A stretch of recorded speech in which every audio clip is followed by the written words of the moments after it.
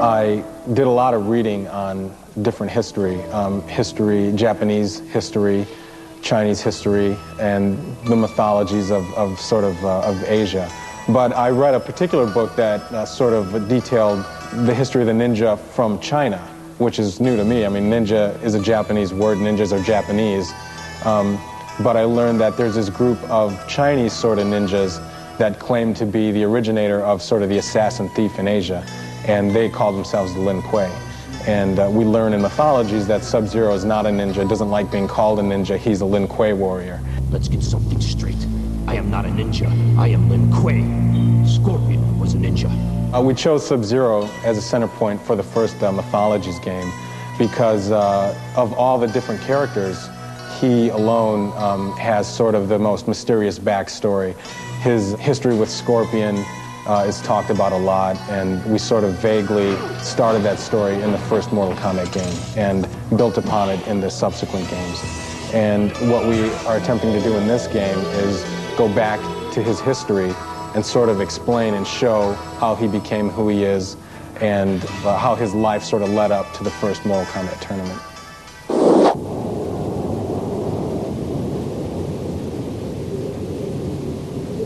One of the special things about Mortal Kombat Mythologies is that it's actually the first Mortal Kombat adventure game to be introduced to the home.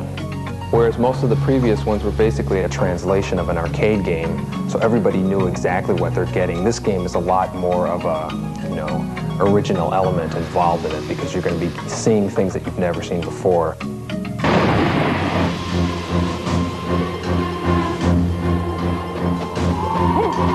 In a regular Mortal Kombat game, you're fighting one-on-one with a different person in one room. Here, you still fight against the computer in one room, but once you're done fighting them, you have a whole other world to travel around in. Along the way, there's a bunch of pitfalls. There's pillars that smash on you.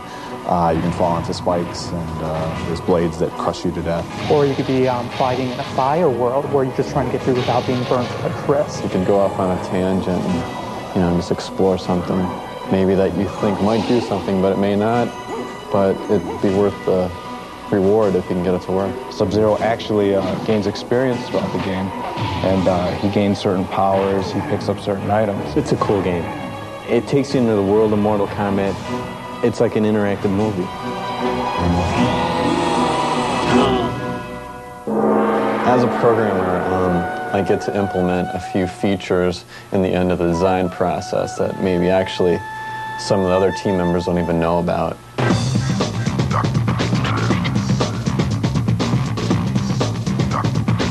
The Mortal Kombat Mythologies team in Chicago consisted of seven of us sort of on the main team, and also including Dan Forden, who did our sounds. The programmers basically took the artwork that was done and handled SubZero traversing through the environments and took care of a lot of the elements with the fighting and things of that nature, and obviously dealt with issues of the gameplay. The artists did everything from digitizing live actors to building 3D models and texture mapping them and doing keyframing and motion capturing. And now, on to Hollywood. Alert the keepers and send a full garrison to intercept. Make sure that he does not cross the breach. The keepers? But he's just immortal. Do not question me, Serena.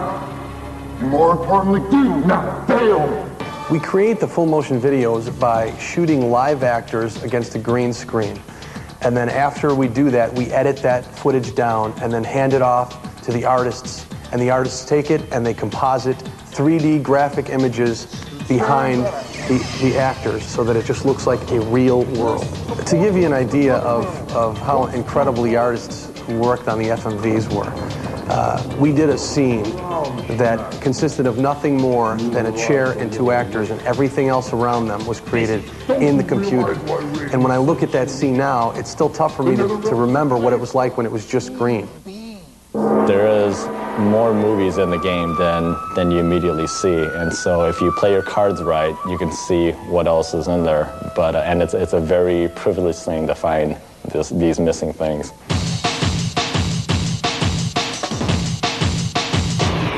The object of the game is you need to to go through these different worlds searching for the amulet. Basically, each world has a god that you have to fight to be able to get to the next world. I think in playing the game, it's kind of easy to just sort of jump over enemies and blow right through it. But it's pretty important that you do a lot of fighting, especially early on. First off, to get used to the controls. Second, because through fighting you collect experience points, and experience points, when gained, are what sort of give you your new powers. I'm going to show you the first wave or two of the game. Okay, so in the very beginning, you're basically breaking into a Shaolin temple to retrieve a map. And this is your first mission in the game. One thing you want to do is be very careful when you're running into rooms, because there could be a monk right behind a door. Okay, next up is the outside balcony. Best thing to do is jump on the wall and then just very lightly tap to the right, and you'll jump straight down, hit a canopy, and land safely.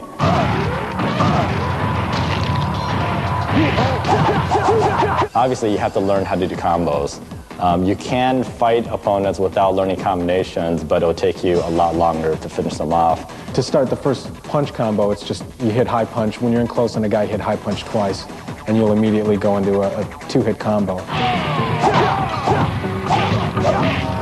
One of the best things to do is to take your time going through each world and really go through every nook and cranny and try to find things, because later on, when you're at the end of the game, you might need something that was, hanging around 3 worlds back. When Mortal Kombat players first play this game, they forget almost sometimes that there is an inventory screen there, and the inventory screen can save your life. I'd say the best thing to keep in mind is that when you're running low on health, don't forget that if you have some healers in your inventory, you want to go in there, select them, and make sure that you use them to sort of boost your health back. The Wind World, which is the second level in the whole game, is probably one of the hardest. It's a lot of fun. Once you get used to making the jumps, which, look a lot more difficult than they are, it's a lot of fun to play. Now, the secret of jumping from windmill to windmill is to jump earlier than you think you need to, right now. In this particular game, the controls of the character are identical to what they have been in the previous Mortal Kombats. The high kicking, high punch, sweep kicks, roundhouses, all of those have been retained.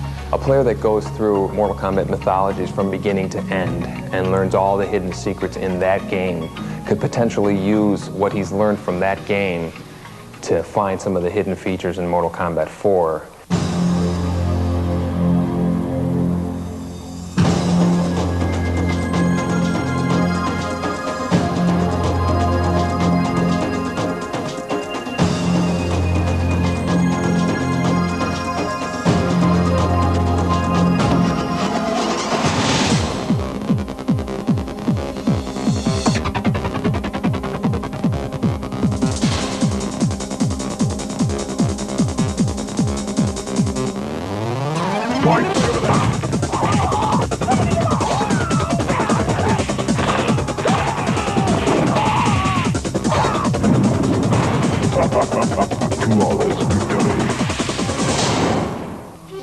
I think a lot more things are going to become clear in the Mortal Kombat universe when people play Mythologies, and I think after they've played Mythologies and then they see Mortal Kombat 4, these characters will have a lot more purpose. There's so many different characters, and there's so many different stories and twists. Liu Kang has a history, Raiden has a history, Sonya has a history, Kano does. They all sort of have their own mythologies that we could dip into and explore a little bit more. And so in that sense, the door is wide open.